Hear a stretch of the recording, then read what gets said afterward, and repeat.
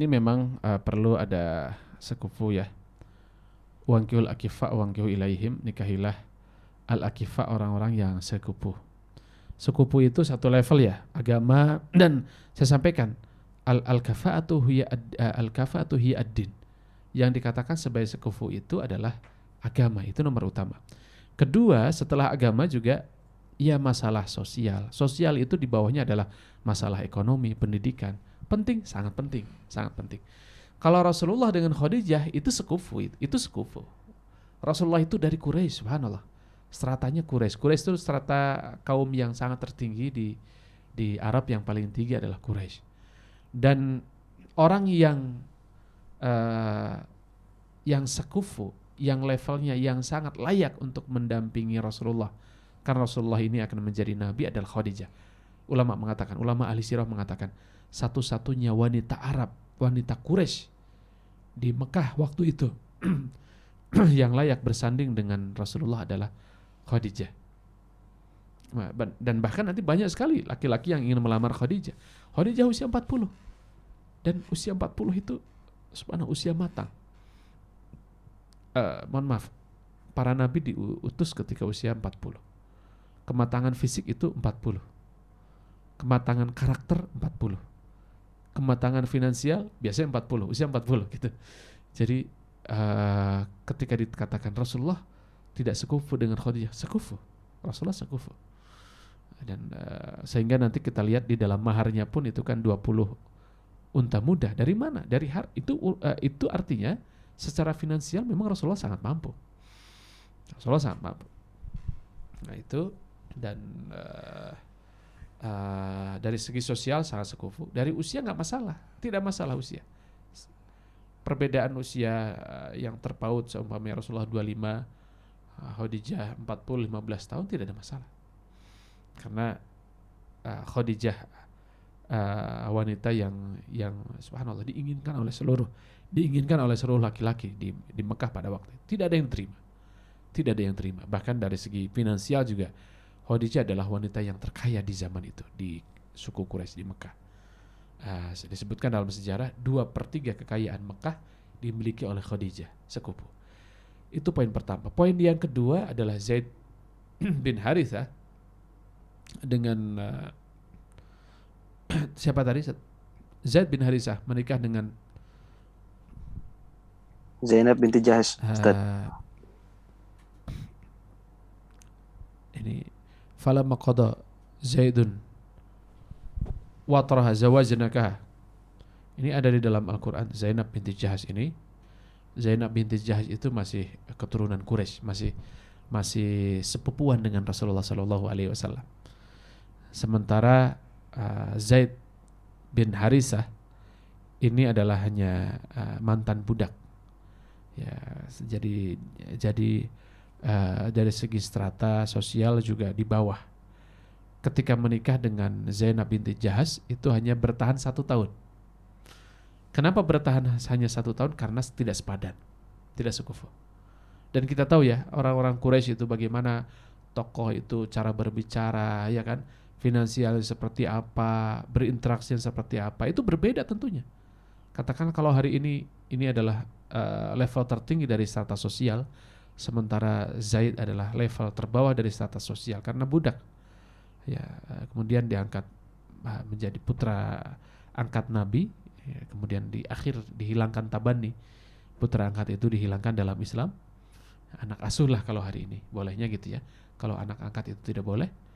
Dan kemudian karena memang tidak sekufu dari segi sosial, apalagi Zainab itu dalam sejarah itu disebutkan wanita yang lisannya cukup tajam, perkataannya cukup tajam, sehingga ketika datang Zaid kepada Nabi, bagaimana, apakah dipertahankan atau tidak, maka Rasulullah mengatakan, amsik alaika zaujak, pertahankan istrimu.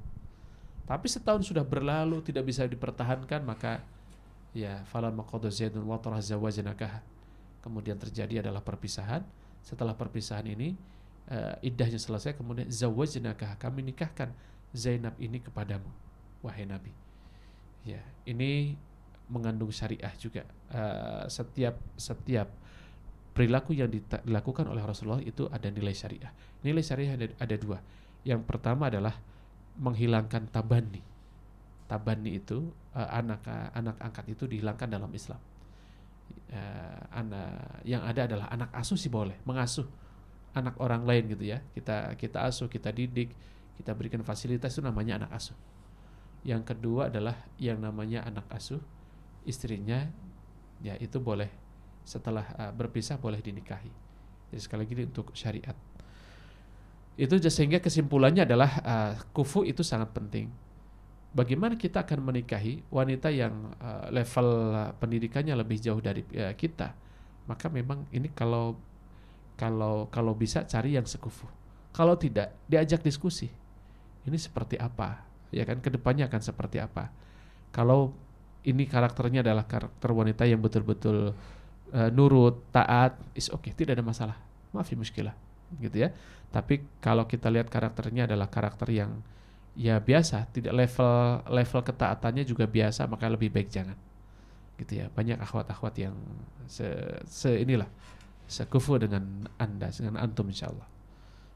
Gitu ya. Tapi itu satu pendapat. Pendapat yang lain, tidak ada masalah. Ulama yang lain mengatakan tidak ada masalah.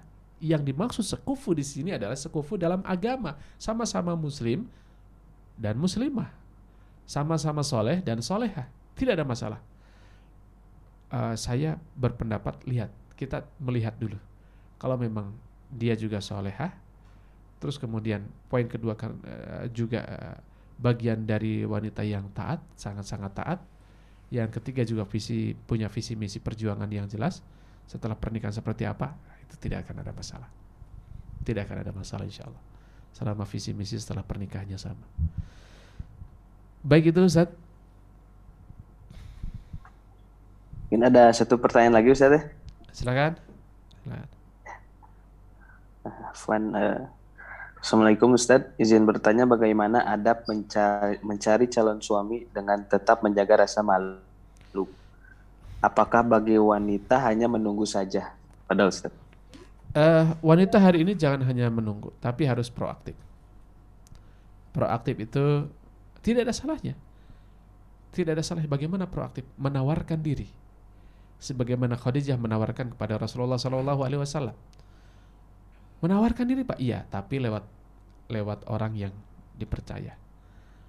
Tidak kemudian datang seorang akhwat ya kepada ikhwan, wahai ikhwan, aku sudah istikharah dan aku sudah mantap menawarkan diri kepadamu. Jika engkau berkenan untuk menikah, nikahilah aku. Oh, bukan begitu.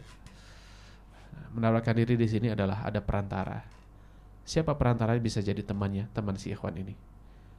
Ataupun kepada kakaknya, ataupun kepada gurunya, kepada seorang ustadz yang dipercaya untuk menyampaikannya. Tidak ada masalah, tidak ada masalah. Justru hari ini memang di dalam kebaikan itu saya lebih menganjurkan dalam kebaikan ini harus fastabiqul khairat. Dalam kebaikan pernikahan ini adalah kebaikan, maka berlomba-lombalah. Ya, caranya tentunya harus ada orang yang dipercaya untuk membantu. Tidak boleh sendiri. Kalau sendiri peluang setan masuknya cukup dominan di situ.